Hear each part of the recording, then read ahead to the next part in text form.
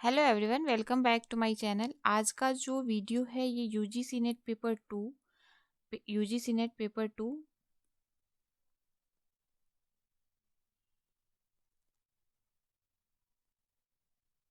2 education subject से रहने वाला है, जिसका कोड है 09। फर्स्ट यूनिट रहने वाला है। फर्स्ट यूनिट क्या है? Educational studies.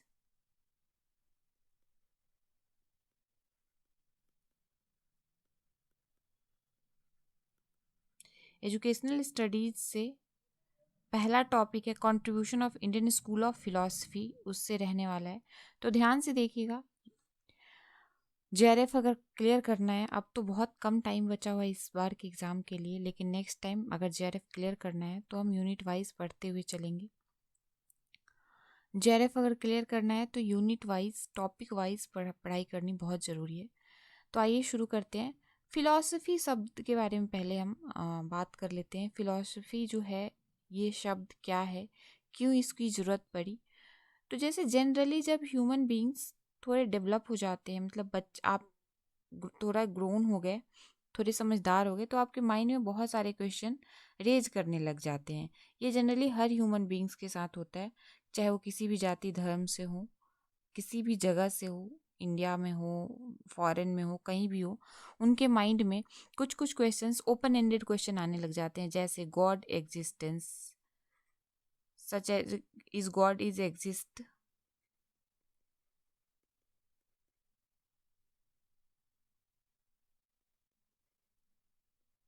God is exist, why human being suffering pen,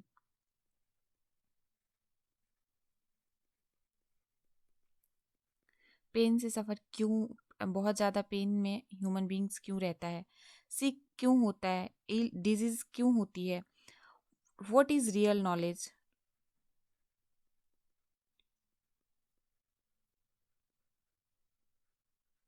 what is knowledge, what is value, what is values, values क्या इंटरनल है, एक्सटर्नल है, क्या है। ऐसे क्वेश्चंस ह्यूमन ह्यूमन बींग्स के माइंड में आने शुरू हो जाते हैं। कब? जब आप थोड़े से बड़े होते हो। तो इन सब क्वेश्चंस को आंसर करने के लिए, हमें किसी ना किसी ऐसे व्यक्ति की जरूरत होती है जो बहुत ही, मतलब आपको कन्विंस कर सके उस लेवल तक जिस लेवल तक आप सेटिस्फाई होना चाहते हो। तो इन सब को कन्विंस करने के लिए किसकी जरूरत पड़ी? फिलोसफर की जरूरत पड़ी, जो कि पूरे वर्ल्ड को एक अपने पॉइंट ऑफ व्यू से ट्रुथ देखता हो, अपने पॉइंट ऑफ व्यू से देखा हो, और वो आपका भी नज़रिया उसके अकॉर्डिंग चेंज करे। तो ये चीज़ क्या है? फिलोसफर, यहाँ से शुरू होती है फिलॉसफी की। तो फिलॉसफी का जो मतलब होता है, ये ग्रीक वर्ड से लिया गया है। फिलॉसफी जो है कहाँ से लिया गया है? फिलॉसफी की ज़रूरत क्यों पड़ी? इन सब क्वेश्चन को आंसर देने के लिए पड़ी। अब बात कर लेते हैं फिलॉसफी की जो उत्पत्ति हुई है, वो ग्रीक शब्द से हुई है। ग्रीक वर्ड का नाम क्या था? फिलोसफिया, जिसका मतलब होता है, फिलोसफिया का मतलब होता है love of wisdom.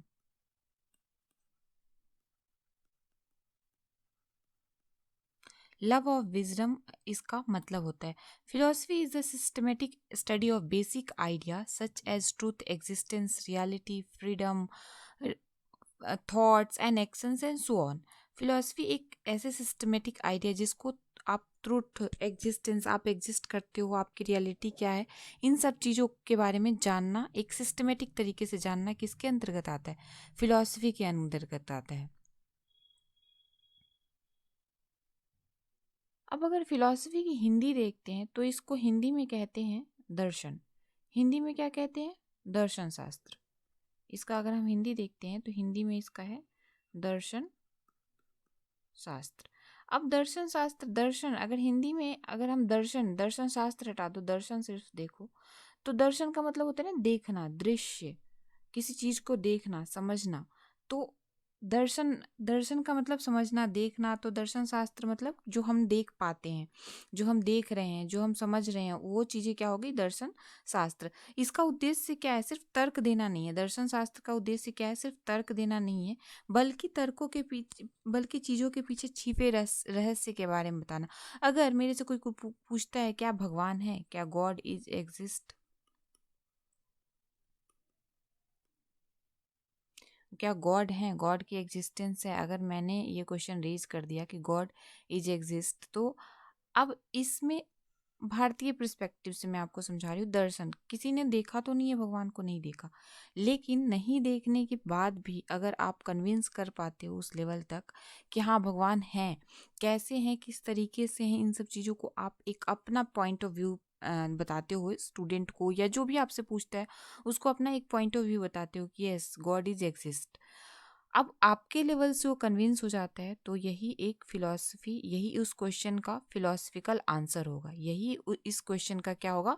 Philosophical answer होगा। यानी कि आप सिर्फ इसके पीछे का तर्क, आप सिर्फ तर्क से नहीं समझाते हो, इसके पीछे रहस्य है, इसके पीछे जो भी आत्मा, चेतना, गुरुत्वाकर्षण, ग्रह, तारे, नक्षत्र जो भी है, इन सब चीज़ों के बारे में आप उस व्यक्ति को कन्विंस कर लेते हो, तो ये क्या है? दर्शन शास्त्र का एक पार्ट है, फिलॉसफी का एक पार्ट है। अब जो इतनी सारी कहानी हमने पढ़ ली, वो बातें कर ली, ये किसके ऊपर? Contribution of Indian school of philosophy.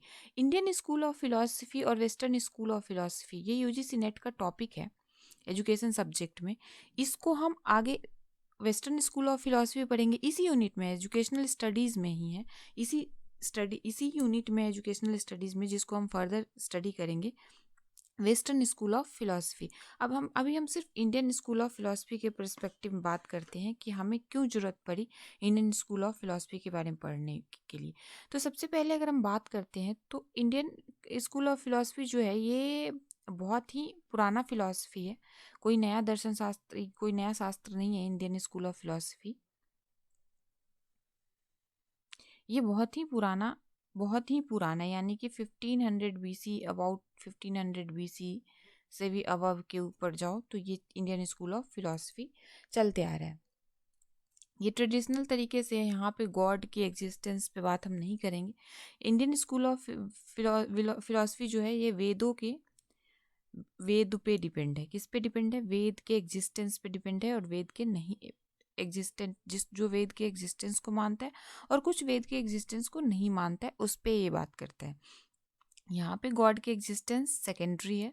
यहाँ पे आप, अभी हम बात करेंगे वेदों के बारे में। वेद, क्या इंडियन स्कूल ऑफ फिलॉसफी जो है वो वेद को मानता है या नहीं मानता है? हेट्रोडॉक्स, ऑर्थोडॉक्स के बारे में बात करेंगे। अब जो school, Indian school of philosophy Veda की मान्यता को, वेद की एग्जिस्टेंस को मानते हैं, उन्हें हम क्या कहते हैं? उन्हें हम कहते हैं orthodox. There are two type of school in Indian school of philosophy. एक है ऑर्थोडॉक्स जो वेद को मानते हैं, और एक है हेट्रोडॉक्स जो वेद को नहीं मानते, जो वेद की एग्जिस्टेंस को नहीं मानते। ऑर्थोडॉक्स क्या, कौन है? ऑर्थोडॉक्स जो वेद को मानते हैं। ऑर्थोडॉक्स स्कूल कौन से हैं? वेद को मानने वाले, ये वेद को मानते हैं, ठीक है। और हेट्रोडॉक्स जो है, ये वेद को नहीं मानते हैं, ये हेट्रोडॉक्स कहे जाते हैं। हेटेरोडॉक्स स्कूल ऑफ फिलॉसफी, ये हेट्रोडॉक्स। 6 जो है, 6 जो है वो ऑर्थोडॉक्स हैं, और 3 जो है वो हेट्रोडॉक्स स्कूल ऑफ फिलॉसफी है। तो आपको पता चल गया कि 9 school of, Indian school of philosophy है टोटल। टोटल कितने इंडियन स्कूल ऑफ फिलॉसफी है? 9 इंडियन स्कूल ऑफ फिलॉसफी है, जिसमें से 6 जो है वो वेद को मानते हैं, और जो 3 है वो वेद को नहीं मानते हैं। ये वेद को नहीं मानते, ये वेद को मानते हैं। आप अपने लैंग्वेज में नोट बनाते हुए चलना। बहुत ही, मैंने कोई लिखी हुई, पहले से लिखी हुई स्क्रिप्ट नहीं बता रही हूँ, नहीं पढ़ा रही हूँ। हम बातचीत के तरीके से, बातचीत के नज़रिए से इसको पढ़ रहे हैं, एकदम याद करते हुए चलेंगे। तो जो 6 हैं, अब 6 में से हमें कितना पढ़ना है, ये हम, आप सिलेबस देख के पता करना कि सिलेबस में हमें कितने पढ़ने हैं? ये 3 में से जो हेटेरोडॉक्स में है जैन बौद्ध और एक कौन सा है? एक है जो आपका चारवाक फिलॉसफी। इसमें कौन कौन से हैं? इसमें 3 है बुद्धिस्ट,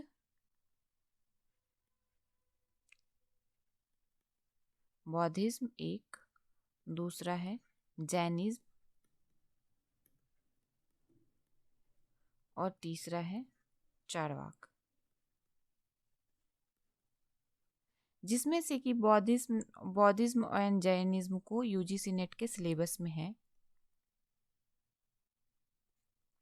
चारवाक के बारे में नहीं पूछा है, लेकिन कई बार क्वेश्चन इस पे भी दे देता है, तो हम हल्का फुल्का इसके बारे में बात कर लेंगे। अब इसमें जो है ऑर्थोडॉक्स में जो कि ये वेद को नहीं मानते हैं, ये इस पे अब यहाँ पे वेद और गॉड ये दोनों को आप एक सा नहीं, आप एक जैसे तुलना नहीं कर सकते हो। ये वेद पे ट्रस्ट नहीं करते हैं ये लोग। अब जो 6 school of Orthodox school of philosophy है, ये कौन कौन से? ये न्याय है। ये क्या है?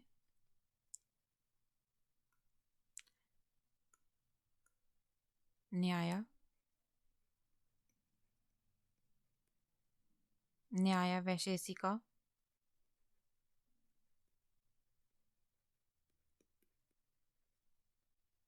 तीसरा है संख्या जिसके बारे में बहुत ही ज्यादा पढ़ना है। सांख्या या सांख्य फिलॉसफी, समख्या ही, सांख्या एन भी लिख सकते हो यहाँ पे। योगा ये भी हमारे सिलेबस में है। पूर्व मीमांसा,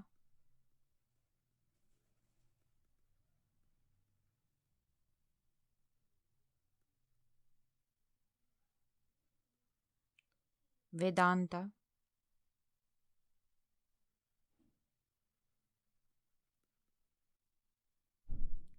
ये जो 6 स्कूल हैं ये ऑर्थोडॉक्स स्कूल ऑफ फिलॉसफी हैं।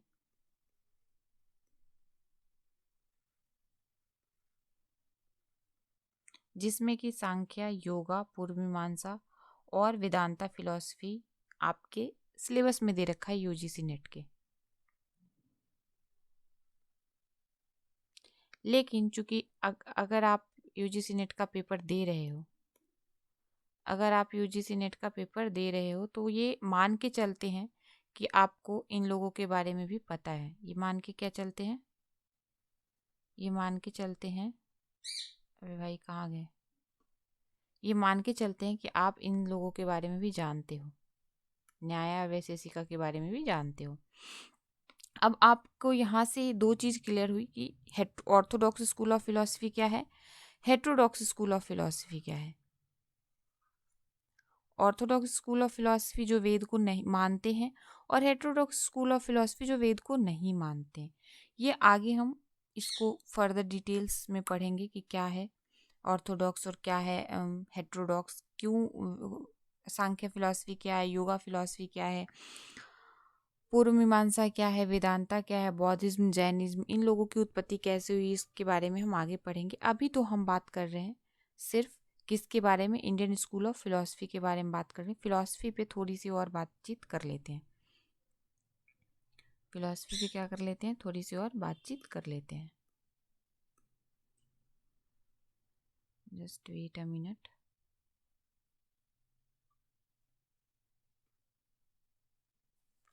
अभी चूंकि मैं भी इस फील्ड में बिल्कुल ही नई हूँ, तो मुझे भी नहीं पता कि अब इसके आगे पेज कैसे ले जाना है।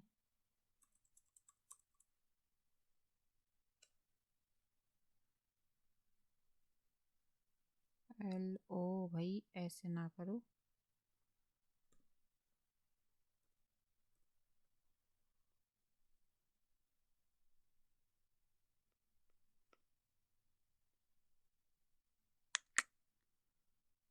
ओह शिट, नेक्स्ट पेज चाहिए मुझे।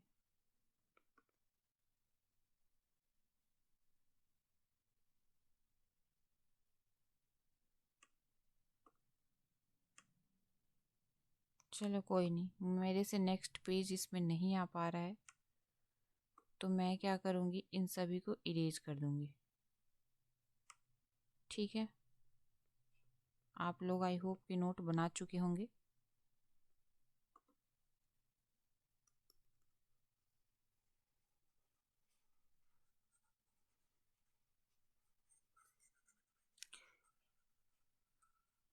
टेक्नोलॉजी को भी लर्न करना बहुत बड़ी एक इम्पॉर्टेंट थिंग्स है। फिलोसफिकल एस्पेक्ट्स के बारे में बात कर लेते हैं अभी हम। जब हम ब्रांचेज ऑफ फिलॉसफी पढ़ेंगे तो ब्रांचेज ऑफ फिलॉसफी में कितने ब्रांच पढ़ेंगे, फिलॉसफी की ब्रांचेज भी पढ़ना ज़रूरी है, यानी दर्शन शास्त्र की जो ब्रांचेज हैं उसके बारे में पढ़ेंगे।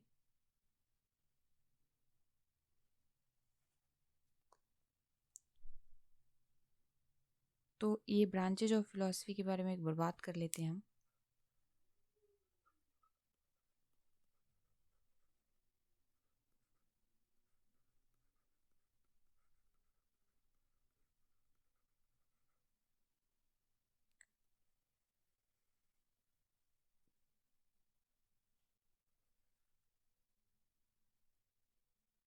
ये जो ब्रांचेज ऑफ फिलॉसफी के बारे में भी बताने जा रही हूँ, ये जो स्टूडेंट हैं इसमें बहुत ज़्यादा कंफ्यूज होते हैं। मैं भी जब शुरू की थी इसको पढ़ना तो बार बार जब भी ये क्वेश्चन रेज होता तब मैं कंफ्यूज हो जाती कि अच्छा इसको तो मैंने कहीं पढ़ा ही नहीं। सांख्य पढ़ लिया, योगा पढ़ लिया, लेकिन ऐसे तो हमें कोई डिटेल में इसको बताया ही नहीं कि इसको ऐसे पढ़ना है। तो ब्रांचेज ऑफ फिलॉसफी में आता है एपिस्टिमोलॉजी,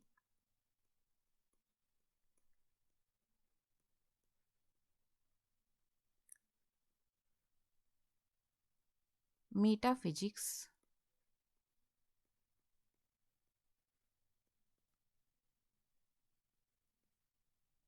तभी मैं बार बार इस पे जोर देती हूँ कि इसको आप लोगों को समझना ज़रूरी है किसी भी इंडियन स्कूल ऑफ फिलॉसफी को पढ़ने के लिए भी और वेस्टर्न स्कूल ऑफ फिलॉसफी को भी पढ़ने के लिए। एक geology, philosophy of science, philosophy of social science,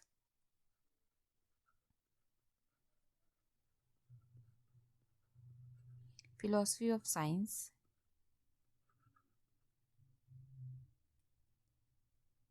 अरे भाई तुम कहाँ पहुँच गए, फिलॉसफी ऑफ साइंस,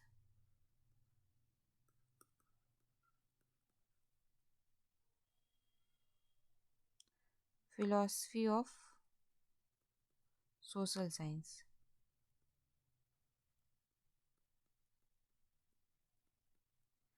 और जो छठा है ये क्या है, सिमेंटिक।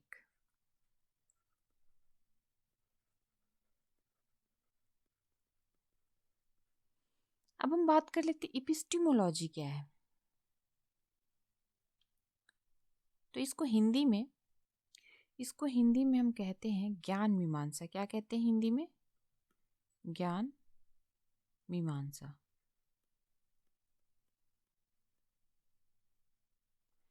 अब किसी भी वस्तु का, किसी भी सब्जेक्ट का ट्रू नॉलेज जो है वो एपिस्टिमोलॉजी, किसी भी सब्जेक्ट का ट्रू नॉलेज क्या है? एपिस्टिमोलॉजी है,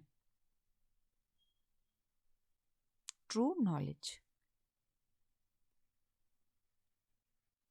ये ट्रू नॉलेज पे बात करते हैं एपिस्टिमोलॉजी। मेटाफिजिक्स को कहते हैं हम तत्व मीमांसा। क्या कहते हैं? तत्व मीमांसा। तत्व का मतलब समझ गए, ऑब्जेक्ट है जो कोई भी। तो इसमें क्या है, ये स्टडी ऑफ रियलिटी पे बात करता है, जो सामने है क्या करता है, ये बात किस पे करता है? रियलिटी पे, स्टडी ऑफ रियलिटी, एग्जिस्टेंस पे बात करता है। अब अगर मान लो आपके सामने एप्पल है तो क्या वो रियल में है? आपने एप्पल कहा तो क्या वो रियल में है, उसकी एग्जिस्टेंस है? ये क्या है? मेटाफिजिक्स, मेटा तत्व जो सामने आपके है। ये आपके what is create, who is created it, how was is created, who why is created, या क्या पर्पस है इसका, इन सब चीज़ों, ये सब चीज़ें किसके बारे में बात करती है? मेटाफिजिक्स के बारे में बात करती है। अब एक्जियोलॉजी की बात कर लेते हैं। एक्जियोलॉजी को हिंदी में मूल्य मीमांसा कहते हैं। क्या कहते हैं? मूल्य मीमांसा।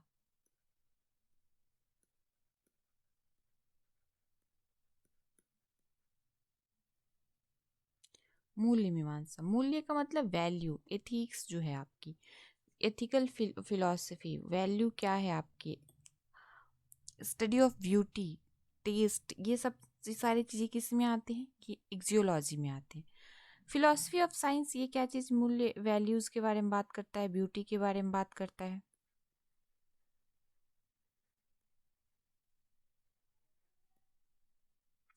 वैल्यूज़ एथिक्स के बारे में बात करता है। ठीक है, मूल्य मीमांसा। फिलॉसफी ऑफ साइंस जो है, जो फिलोसफिकल एग्जामिनेशन है, जो कंक्लूजन है, जो फिजिकल साइंस है, उसके ऊपर बात करता है।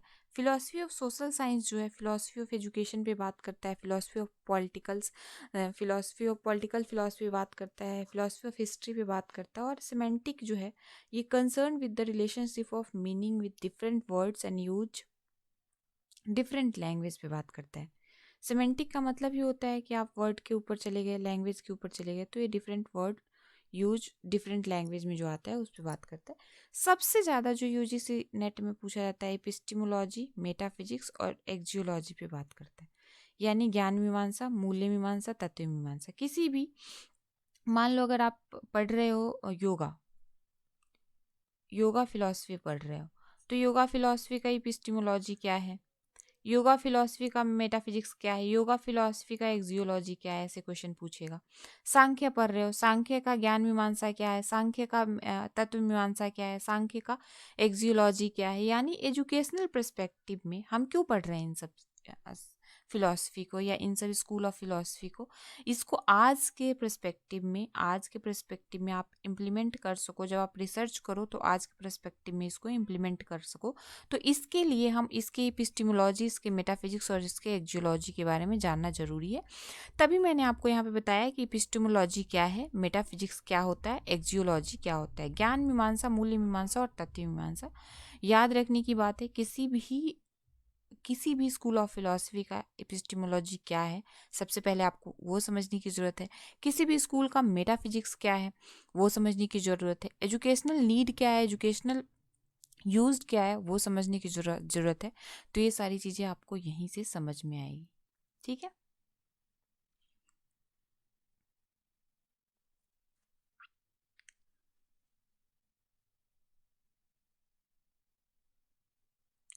फिलॉसफी, ये फिर से इसको हटाने की ज़रूरत है।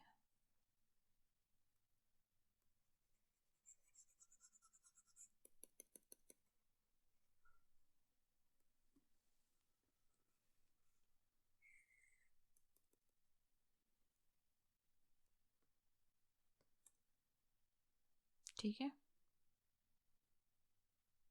हम्म, हम्म, सारे नहीं गए।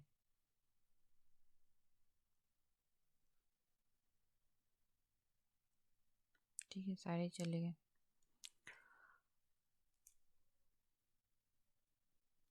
अब यहाँ पे हम बात कर लेते हैं कि जो जितने सारे फिलोसफिकल एस्पेक्ट के बारे में हमने पढ़ा, उसको हम आगे कैसे इम्प्लीमेंट करेंगे। हमारे जो, यानी आप कह सकते हो कि relationship between education, philosophy and education, इसमें हम बात कर लेते हैं। इसमें हम आगे जब इम्प्लीमेंट करेंगे तो एम ऑफ एजुकेशन क्या होना चाहिए जी। कोई मान लो सांख्य दर्शन पढ़ रहे हो, तो सांख्य दर्शन का एम्स ऑफ एजुकेशन क्या है,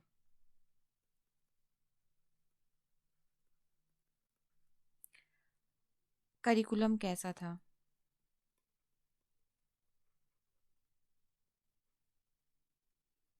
method of teaching, methods of teaching,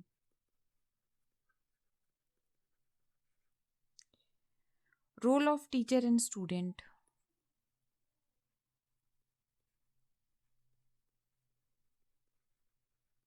teacher and student,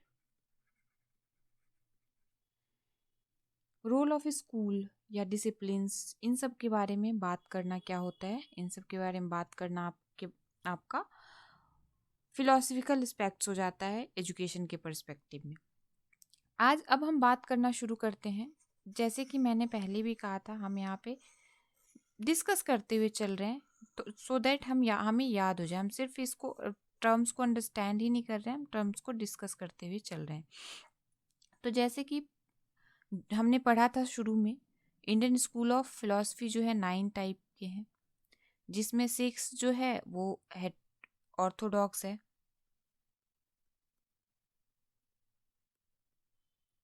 और 3 जो है वो क्या है, हेट्रोडॉक्स है, या अनऑर्थोडॉक्स कह सकते हो, या हेटेरोडॉक्स कह सकते हैं, हेट्रोडॉक्स। ठीक है। अब 6 स्कूल में से जो सबसे पहले हम ये जान लेते हैं 6 स्कूल में प्रोपोनेंट और इनके प्रणेता कौन है। इनके प्रणेता यानी आप आज के टाइम का लेखक कह सकते हो, या इनको किसने खोजा, किसने इनको इस्टेब्लिश किया, उसके बारे में बात कर लेते हैं। ये एज इट इज़ आप अपने नोटबुक में बना लेना, सो दैट कई बार ऐसे क्वेश्चन पूछ लेता है कि इन स्कूल ऑफ फिलॉसफी के प्रोपोनेंट कौन है। तो सबसे पहले बात कर लेते हैं हम न्याया की। सबसे पहले क्या बात कर लेते हैं हम, न्याया।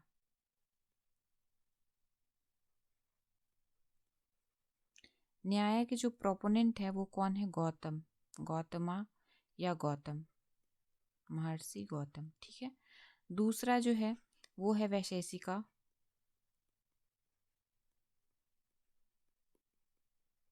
इनके जो प्रोपोनेंट है ये महर्षि कन्नड़ा है, कन्नड़।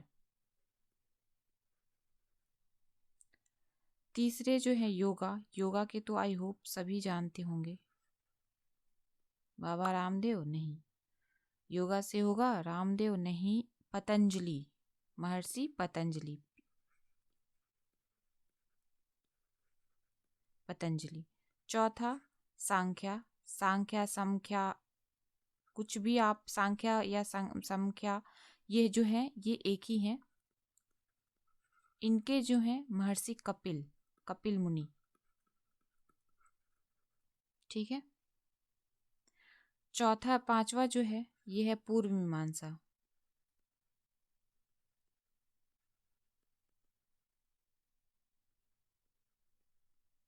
पूर्व मीमांसा, इनके जो है जैमिनी है। ये रेयर ही पूछा गया है, लेकिन यूजीसी नेट मान के चलता है आप कंप्लीट कर चुके हो अपना एमएड, सो दैट आपको ये पता होना चाहिए, कभी भी पूछ सकता है। उत्तर मीमांसा, इनके हैं शंकराचार्य, शंकराचार्य। ठीक है। अब हेट्रोडॉक्स में जो आ जाते हैं ये आते हैं चरवाकिज्म। हेट्रोडॉक्स में पहला क्या हो जाता है, चरवाकिज्म,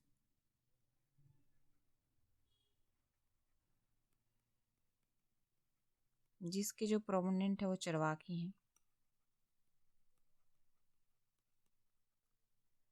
दूसरा आ जाता है जैनिज्म। इसके जो प्रोपोनेंट है ये कौन है, जैनिज्म के जो प्रोपोनेंट है ये है वर्धमान महावीरा।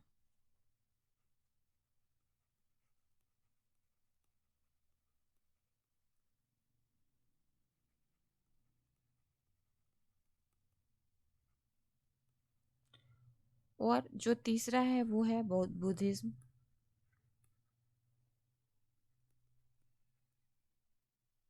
बुद्धिज्म, इनके गौतम बुद्ध या बुद्ध, आपको ये भी याद होगा।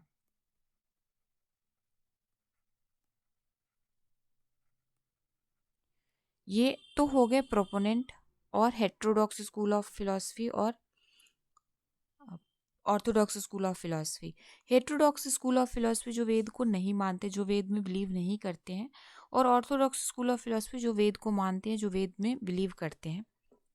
अब हम इसको वन बाय वन करके पढ़ेंगे कि सांख्य फिलॉसफी क्या है, योगा फिलॉसफी क्या है, क्योंकि न्याय वैशेषिका हमारे यूजीसी नेट में नहीं है। जैसे ही आप सिलेबस खोलोगे सबसे पहले सांख्य फिलॉसफी के बारे में पूछेगा, तो हम पढ़ेंगे भी सबसे पहले किसके बारे में, सांख्य फिलॉसफी के बारे में।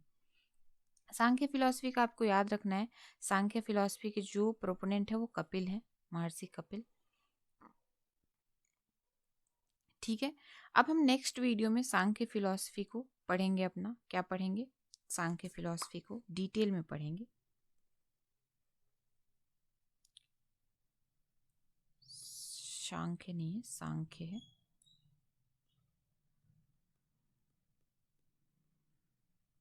सांख्य फिलॉसफी को हम डिटेल में पढ़ेंगे।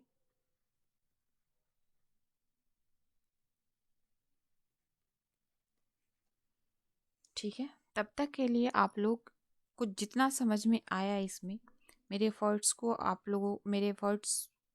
आप लोगों को सही लगे तो प्लीज़ लाइक एंड सब्सक्राइब जरूर करें मेरे चैनल को, और जुड़े रहें वन बाय वन स्टेप्स के अकॉर्डिंग पढ़ने के लिए। अब नेक्स्ट वीडियो में हम पढ़ेंगे सांख्य फिलॉसफी के बारे में।